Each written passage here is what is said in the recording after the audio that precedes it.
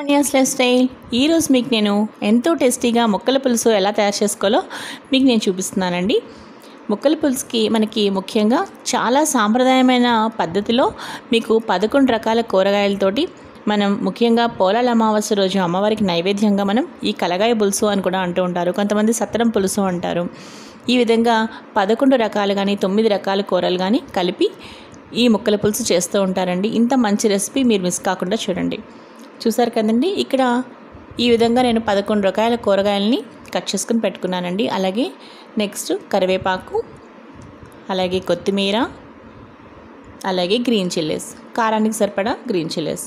ఇక్కడ మనం వెల్లుల్లి ఉల్లిపాయ మాత్రం వాడమండి, ఎందుకంటే మనం నైవేద్యంగా చేసుకుంటున్నాం కాబట్టి. మామూలు అప్పుడు మనం చేసుకున్నాం అనుకోండి, చాలా చక్కగా మీరు వేసుకోవచ్చు, వెల్లుల్లిపాయ వేసుకోవచ్చు, ఉల్లిపాయ వేసుకోవచ్చు. నేను నైవేద్యం రెసిపీ కాబట్టి నేను ఇక్కడ ఉల్లిపాయ వెల్లుల్లిపాయ మాత్రం మనం వాడమన్నమాట. అలాగే కొత్తిమీర కూడా ఫైన్ చాప్ చేసుకున్నానండి. చూసారు కదా, టమాటో ముక్కలు, గ్రీన్ చిల్లీస్ అన్నీ కూడా కట్ చేసుకుని ఒక ప్లేట్లో పెట్టుకున్నాను. ఇప్పుడు నెక్స్ట్ చింతపండుని ఈ విధంగా నానబెట్టుకుని పెట్టుకున్నానండి వాటర్ పోసి. దాని తర్వాత మనం తీసుకున్న వెజిటేబుల్స్ అన్నిటినీ కూడా ఈ విధంగా పసుపు ఉప్పు వేసుకుని తగినంత వాటర్ పోసుకుని ఇప్పుడు మనం కుక్కర్ పెడతామన్నమాట. అలాగే చింతపండు కూడా ఈ విధంగా పులుసు తీసి పక్కన పెట్టుకున్నానండి. అంతేనండి, ఇక కుక్కర్లో నేను ఏమీ వేయలేదు, మీరు చూస్తున్నారు కదా. జస్ట్ వెజిటేబుల్స్ వేసాను, అలాగే కొంచెం హల్దీ పౌడర్, కొంచెం సాల్ట్ వేసి విజిల్ పెట్టేశాను. నెక్స్ట్ ఇంకో ప్యాన్లో పోపు కోసం ఈ విధంగా నేను నెయ్యి వేసుకున్నానండి. కొంచెం జీలకర్ర ఎండుమిరపకాయలు వేసి పోపు పెట్టుకున్నాను.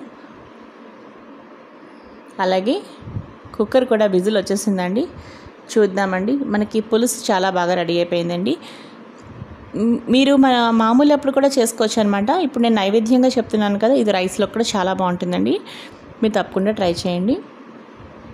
అలాగే మొత్తం పోపు మొత్తం వేసేసుకుంటాం. అలాగే నేను ఇక్కడ పంచదార వేసుకుంటున్నానండి, మీరు కావాలంటే బెల్లం కూడా వేసుకోవచ్చు.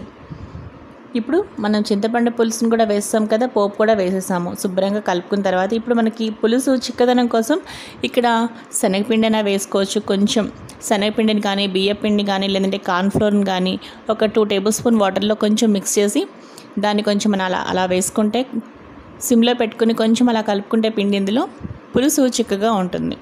మరీ నీళ్ళలా కాకుండా మరీ గట్టిగా కాకుండా లైట్గా వేయండి. సో నేను కూడా ఈ విధంగా పొడి కొంచెం కలుపుకున్నానండి. నేను అయిపోయింది ఫ్రెండ్స్, చూసారు కదా, చక్కగా ఉడికిపోతుంది అనమాట. ఇది చాలా బాగుంటుందండి ముక్కల పులుసు. ముఖ్యంగా పోలాల అమావాస్య రోజు అమ్మవారికి నైవేద్యంగా ఈ కలగాయ పులుసు అని పేరు చెప్తూ నైవేద్యం పెడుతూ ఉంటారనమాట. మీరు మామూలు అప్పుడు కూడా చేసుకోవచ్చు అండి. అప్పుడు ఉల్లిపాయ వెల్లుల్లిపాయలు మీకు కావాలంటే అవన్నీ కూడా వేసుకోవచ్చు. అమ్మవారి నైవేద్యంలో చేసినప్పుడు మాత్రం ఈ విధంగా చేసుకోవాలి. చూసారు కదండి, ఈ వీడియో మీకు నచ్చితే లైక్ చేయండి, షేర్ చేయండి. మరిన్ని వీడియోస్ కోసం లావణ్యస్ లైఫ్ స్టైల్ ఛానల్ని సబ్స్క్రైబ్ చేసుకోండి. మరో మంచి వీడియోతో కలుస్తాను. Bye friends, keep on watching Lavanya's life style.